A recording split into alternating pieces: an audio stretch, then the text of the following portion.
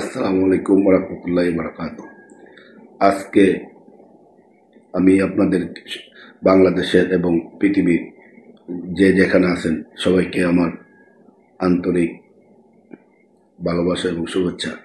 খুব দুঃখের সাথে আমি বলতে হচ্ছে, আমাদের প্রিয় নেত্রী, যিনি আপসীর নেত্রী, আমাদের বাংলাদেশের জনগণের যে স্বাধীনতা যিনি ধরে রাখছেন, যিনি বাংলাদেশকে ছেড়ে কোথাও যাননি, আজকে উনি মৃত্যুর সাথে পাঞ্জা লড়তেছেন।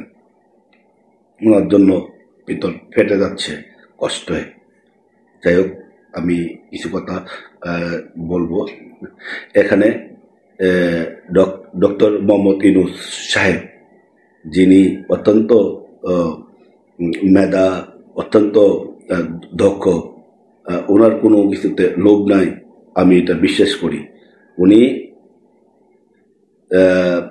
আগে ডিসিশন দিয়েছিল যে উনি নির্বাচন ডিসেম্বরে দিয়ে দিবে, তাই না? এখন আমরা শুনছি ডিসেম্বরের প্রথম হইকে উনি নির্বাচনের তফসিল এবং রুটম্যাপ আগে দিয়ে দেওয়ার কথা ছিল, কিন্তু এখন শুনছি নেক্সট উইকে, দ্বিতীয় উইকে নিয়ে নিছে।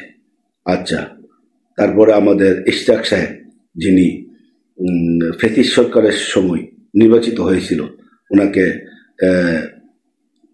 এনিহাও কোনো কিছু দেখে ওনাকে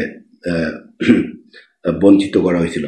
উনি এটা মামলা করে উনি আবার এটা ব্যাক পাইছেন। তো ওনাকে কেন ওনার আসনে বসতে দেয়নি? আমি ডক্টর মোহাম্মদ ইউনূস সাহেবকে অত্যন্ত ভালোবাসি। উনি একজন দক্ষ, নোবেল পুরস্কার পেয়েছেন, আমাদের বাংলাদেশের জন্য গৌরব। তার পাশাপাশি আমাদের যিনি দেশমাতা, যিনি গণতন্ত্রের জন্য কারোর সাথে আপোষ করেনি, যিনি আমাদের গণতন্ত্র এবং আমাদের স্বাধীনতাকে বাঁচিয়ে রাখছেন, আজকে আমরা এই দিন পাইতাম না। আমি একটা উদ্দেশ্য করে বলবো, আজকে যারা প্রধান উপদেষ্টা এবং উপদেষ্টা যারা আছেন, তারা কার জন্য এই জায়গাটার মধ্যে আছেন? আপনারা কেন ইশতিয়াক সাহেবকে মেয়রে চেয়ারে বসতে দেন নাই? কোন অদৃশ্য শক্তি আপনাদেরকে তাড়া করছে বা আপনাদেরকে ঢুকে দেওয়ার জন্য এমন করছে? কোর্টের রায় উনি পাইছেন, সেই কোর্টের রায়ের উপরে আপনারা কি করলেন? ওনার চেয়ারে ওনাকে বসতে দেন নাই। আমাদের একটি চেয়ারম্যান সেই কথাটা বারবারই বলেন, এই কিছুদিন হইল উনি বলছেন ওনাকে কেন বসতে দেন নাই। আপনাদের কি চাওয়া? আপনাদের ভিতরে কি? আপনারা বলেন একটা, ভিতরে একটা।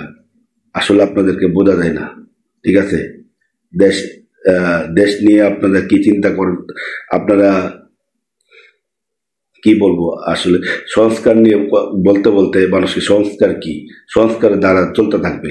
আপনারা নির্বাচন দেন, আপনারা ডিসেম্বরের প্রথম সপ্তাহ আপনারা নির্বাচনের দিন ঘোষণা করবেন, এখন নিছেন দ্বিতীয় সপ্তাহ। এটা আপনারা যুক্তিতে ভালো করেন নাই। এখন কিন্তু আমাদের